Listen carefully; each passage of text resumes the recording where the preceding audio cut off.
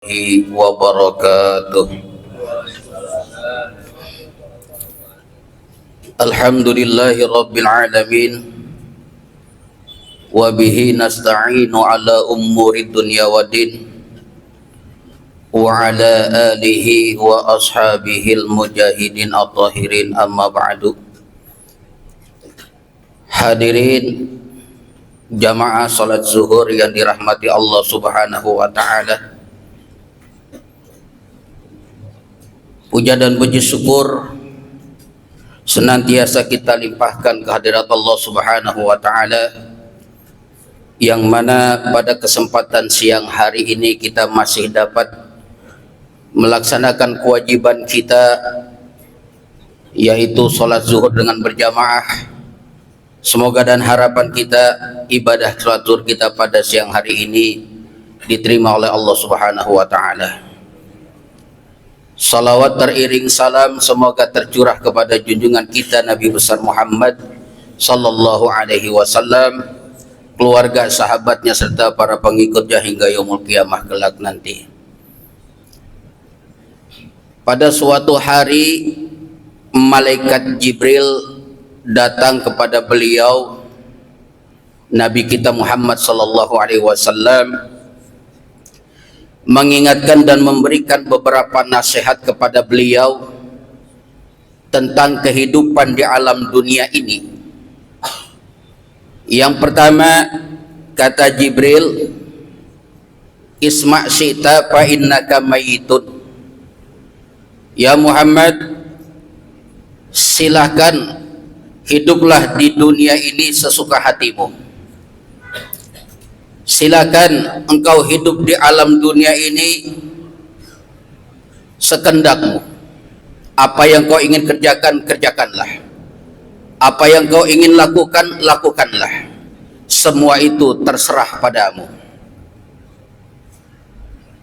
Dan yang perlu kau ingat, wahai Muhammad, apapun yang kau kerjakan, apapun yang kau lakukan saat engkau hidup di alam dunia ini,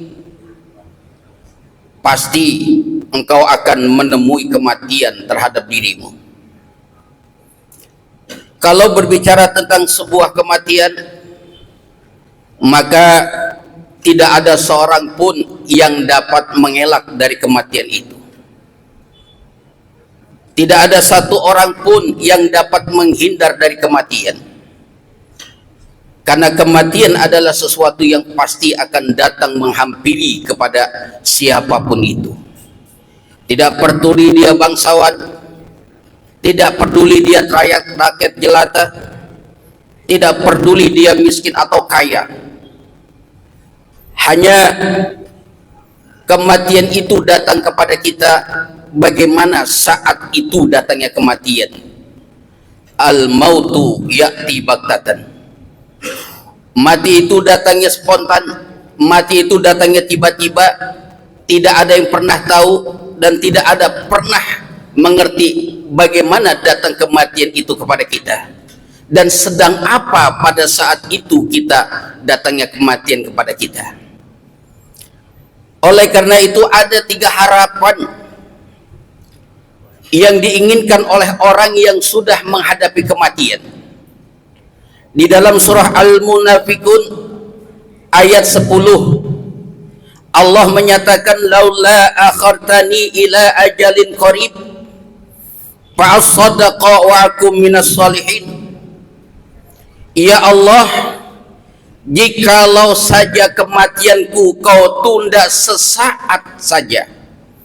Ini bagi mereka yang sudah mengalami kematian, ada harapan akan ingin Allah menunda akan kematian dirinya. Jikalau saja ya Rabb, kau tunda kematianku sesaat saja, fa asaddaqa wa aku minas solihin, maka aku akan bersedekah, aku akan jadikan hartaku untuk sedekah ya Rabb. Ini permintaan orang yang telah meninggal dunia, mengharapkan agar kematian itu bisa ditunda sesaat saja. Dan kalau itu terjadi, wa aku minas solihin, maka aku akan menjadi orang yang baik ya Rabb. Begitu berharganya sebuah nilai kehidupan yang hanya bisa dilakukan sedekah itu di waktu kita hidup. Kebaikan pun hanya bisa kita lakukan dikala kita diberikan umur, dan semua kebaikan-kebaikan itu kita bisa lakukan di saat kita masih diberikan oleh Allah kehidupan.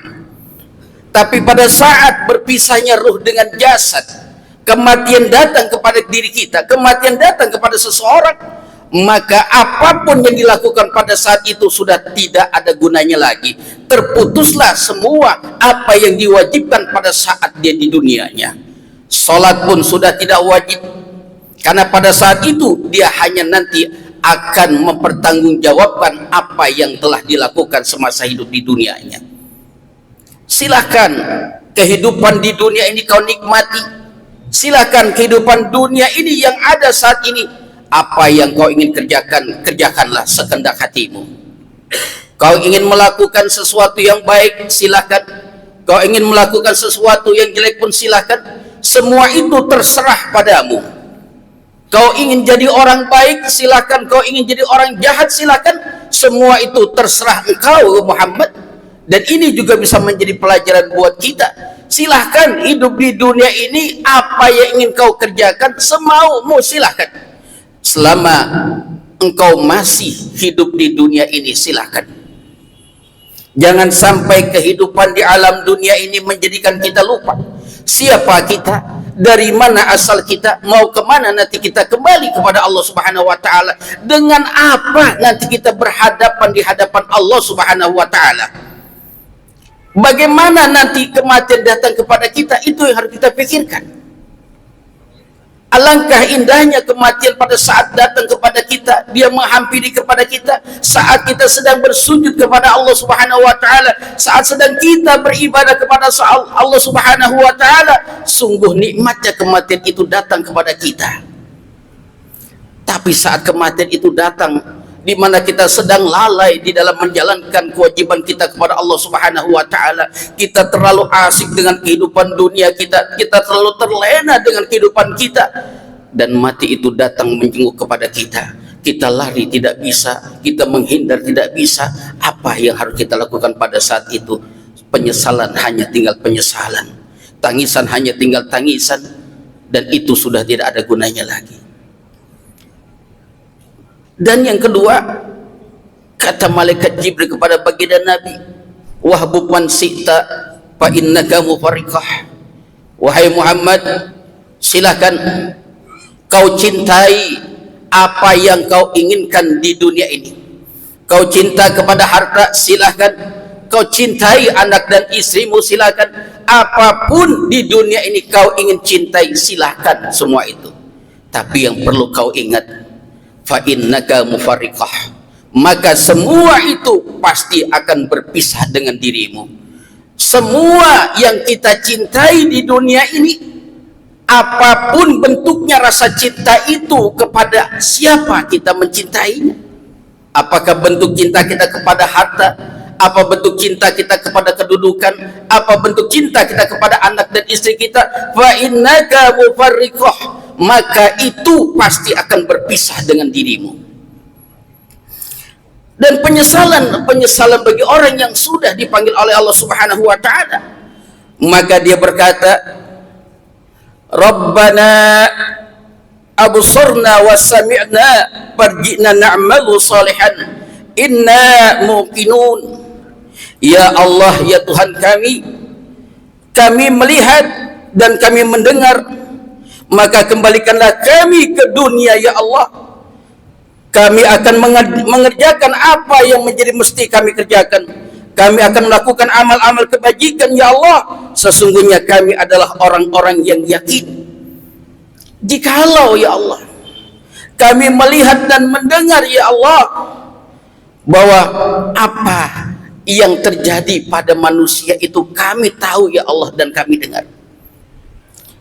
Dan jika ya Allah memungkinkan kami bisa kau kembalikan lagi ke dunia ya Allah, dengan keadaan kami ya Allah yang saat ini kami berada di alam barzah ya Allah, Kami menghadapi kenyataan-kenyataan pahit di alam barzah ini ya Allah. Yang dulu hidup kami Kau berikan kesempatan kami untuk melakukan amal ibadah, kami sia-siakan ya Allah. Yang dulu kami bisa melakukan suatu amal soleh, kami tidak peduli dengan amal soleh itu ya Allah. Kami sia-siakan umur kami untuk hanya memikirkan senangan duniawi ya Allah. Sampai-sampai kami tidak punya waktu untuk beribadah kepadamu ya Allah. Sampai-sampai kami tidak punya waktu untuk mengerjakan amal soleh ya Allah. Jikalau Engkau kembalikan kami ya Allah ke dunia ini ya Allah, maka kami akan mengerjakan amal soleh ya Allah.